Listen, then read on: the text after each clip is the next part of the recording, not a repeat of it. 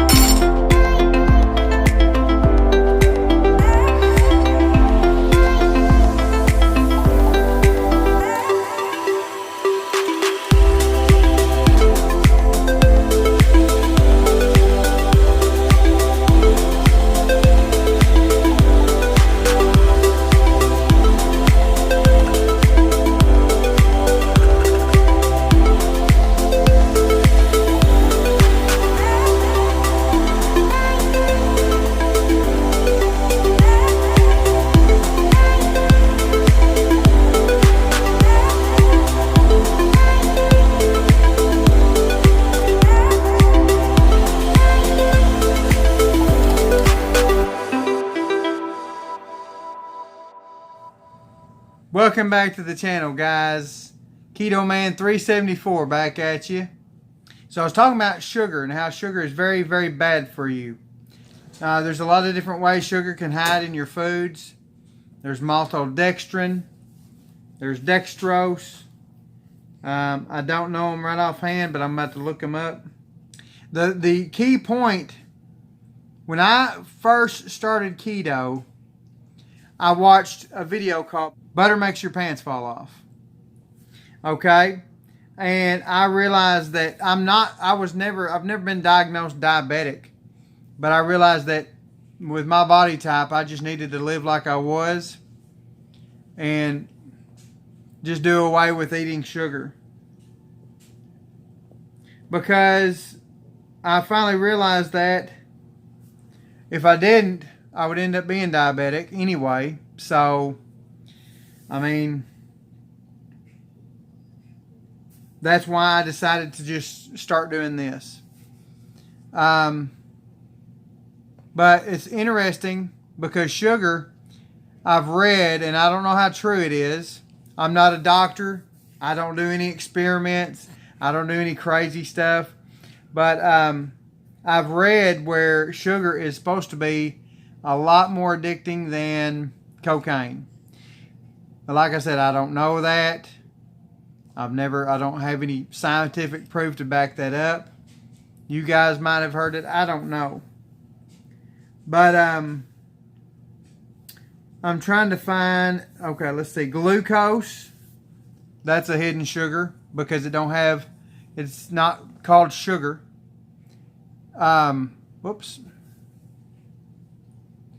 We have dextrose, which is another name for glucose.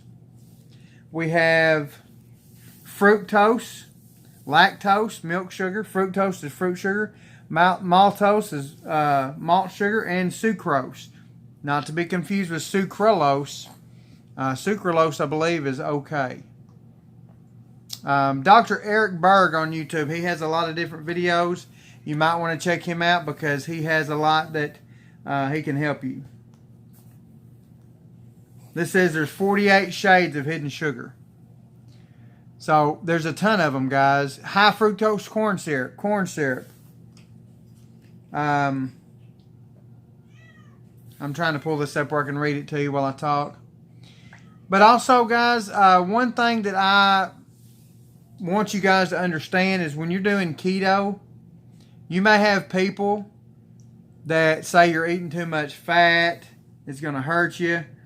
It's funny because those same people that said that didn't say anything when I was cramming 10 pieces of cake in my mouth. Don't take my word for it even. Ask your doctor. Get with your doctor. A lot of doctors are behind the keto diet. We took Emily to the dentist the other day, and I asked him, she had to have 2 teeth removed, 3 crowns, and I asked him before we left, I said, is there anything else that we need to worry about with her teeth? And the only thing he said was, stay away from sugar. So you have to realize sugar it's a nice thing, but back when they started processing it, it was mainly for people that were wealthy that could afford it. But now it's so cheap that it's in everything. They put it in everything. Tell me, why would you put high fructose corn syrup in your bratwurst? I don't get it. But you start reading labels. Start getting educated on your labels. You'll find out that it's everywhere. Even when you think that it's not, they're gonna be there. So here's what we got so far. I've got this is 18 hidden sugars that's derived from cane sugar. Blackstrap molasses, brown sugar, cane sugar, or cane juice, sorry, cane sugar extract, castor sugar, coffee crystals, demerara sugar, I don't know how to pronounce that, golden syrup, icing sugar, invert sugar, molasses. Here you go. Molasses, panela. There's some I can't even pronounce. There's some sugars on here that I can't even pronounce. Turbinado sugar. White sugar, 6 sugars that is derived from fruit.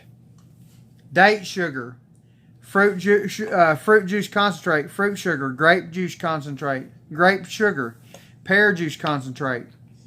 So when you see those on juices and you think, hey, it's 100% juice. No, it's sugar. Beet sugar, that sounds disgusting. From corn, derived from corn. Corn sugar, glucose malt. Glucose syrup, high fructose corn syrup, Karo syrup, which I used to love eating with butter. Well, I use margarine, which is disgusting. Mixed it up and then I would eat it with my biscuits, hot biscuits. It tasted very good.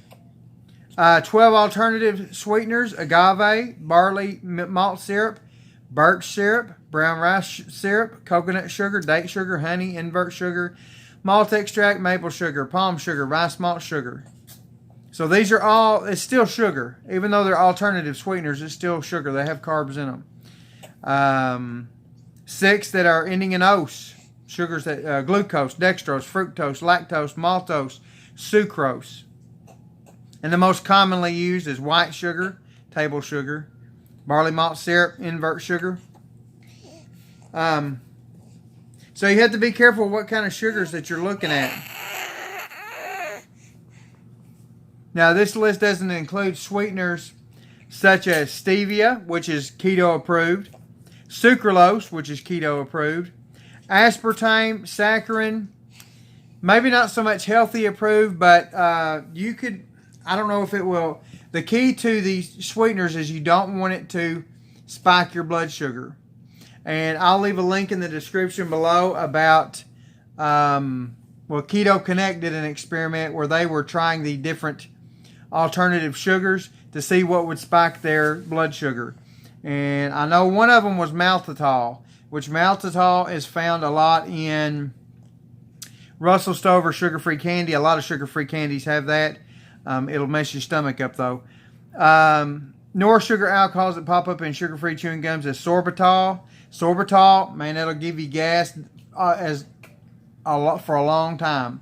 It'll mess your stomach up. Mannitol, I'm not sure about that, or xylitol. The best alternative sweetener I can suggest for you to use is, and I don't even know if I pronounce it correctly, but it's called erythritol. It will not spike your blood sugar. It will not cause you abdominal discomfort. It won't make you go to the bathroom like crazy. It's a really good alternative sweetener. It's brand name Swerve. You can get it at Walmart. They've got it at Walmart here in our town now. You can get it at a natural grocer, someplace that's a carb-friendly place. But it's great for baking. It comes in powdered form and granular form. It's a very good, very good sweetener. Okay, now that we've got the sugars out of the way, there's another thing I want to talk to you about, and it's addiction. The top 10 most common addictions in the U.S. Tobacco. Now, a lot of people say it's not addicting. It is. People smoke for 40 years, can't quit, wish they could. It's an addiction. Nicotine gets in your brain. It triggers a bunch of stuff, and you want it. And it's funny because I smoked for a little bit of time, and I realized one day I wasn't even thinking about a cigarette, and it just popped in my mind. So, nicotine. Over periods of time, you can develop lung cancer, lung disease, emphysema, all kinds of different diseases. Alcohol, you get cirrhosis. You can get cirrhosis of the liver. You can have alcohol poisoning. It's not a good thing, guys. Marijuana. Now, I realize marijuana is becoming something that is used medicinally. I'm not talking about medicinal marijuana. If you take it, if you have a prescription for it, by all means, use it like it's supposed to be used. I don't doubt one bit that, because I know the argument, well, it's a plant. Plants are good. Well, poison sumac is not. Smoke it, it'll kill you, okay? But I understand that there's a lot of people with different opinions. But it's the opinion of this article I'm reading that it is an addiction because people smoke it like crazy. Painkillers, okay? Pills. This is one of the big things. People that are addicted to pain pills. I've seen it personally at my job site. Sometimes people are so out of their head they can't even put a sentence together. It's sad. Okay? Cocaine. Cocaine is a big addiction in the United States. Heroin. I don't know how to pronounce this one. Benzodiazepines, benzos, Valium, Xanax. Okay, all those. Okay. Addiction. Stimulants. Adderall, Ritalin, anything. Meth, something that makes you just go, go, go. Aha! And here's the one I was looking for. In all those addictions, here's one more. Food. Food is an addiction. Food is an addiction. Call it binge eating, compulsive eating, or just a food addiction. It's extremely common, but rarely recognized. Most people with binge eating disorder, ding, ding, ding, ding, I've done it, are obese. I was 374 pounds. Okay? That's what you guys got to realize. Food is an addiction. Think about it. We eat when we're happy. When we celebrate, we eat. We eat when we're sad. We eat when we're depressed. We eat when we are joyful. What's one of my favorite pastimes is, hey, let's go out and get something to eat. Let's go to the restaurant. And it's not just about regular eating. I mean, the dessert table. Hey, that killed me every time. I remember there was a time when we were at a Bible study get-together, and I had gotten a plate of dessert, and the pastor said, if Jesus was only as good as cake. And, of course, I laughed about it. It was funny. He was just joking. But you have to realize that kind of stuff is an addiction, okay? So how do you break the food addiction? How do you break that addiction? Keto did it for me. Why? Because I realized that I didn't have to have all that other food. I didn't have to have all that junk. Okay? I realized that I could eat still what I wanted to within reason. And it curved my appetite to where I'm just not hungry like I was.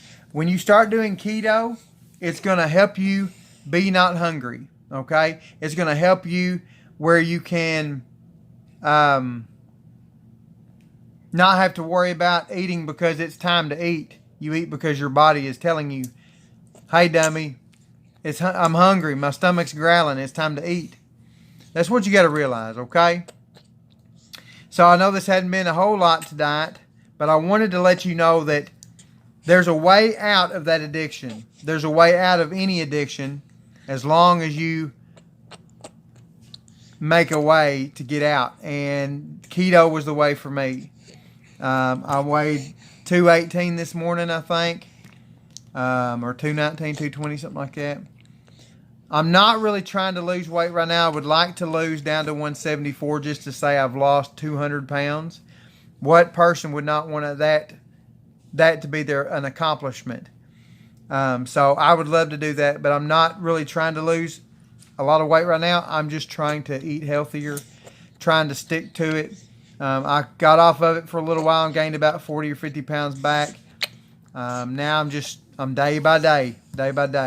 One thing else you could do is do OMAD, however you pronounce it, which is 1 meal a day. I think that's kind of what I did today. I made coffee this morning, bulletproof coffee. Once I didn't even drink all of it. I got home and poured the rest of it out. I just had a little bit left. I thought I was going to have a snack, but I didn't. I got a rotisserie chicken. Hey, rotisserie chicken from your grocery store, as long as they're not breaded, which most of them are not. That's a great lunch. My wife had some rotisserie chicken for lunch. I come home and had a couple of smoked sausages. They probably wasn't 100% keto, but I ate 2 of them anyway. I had some pickles, and I had a little bit of leftover broccoli stuff I made the other night. So what you got to realize is there's a way out, and keto did it for me. It might not be for you. You may change your mind and decide to do something different. I don't know. As long as you make an effort to be different, you'll find out that there's a way to be different. So if you like this content, if you like this information, please don't forget to like, comment, and subscribe to my channel. If you need any help with anything, if you need a coach, a keto coach, please do not hesitate to comment. I can help.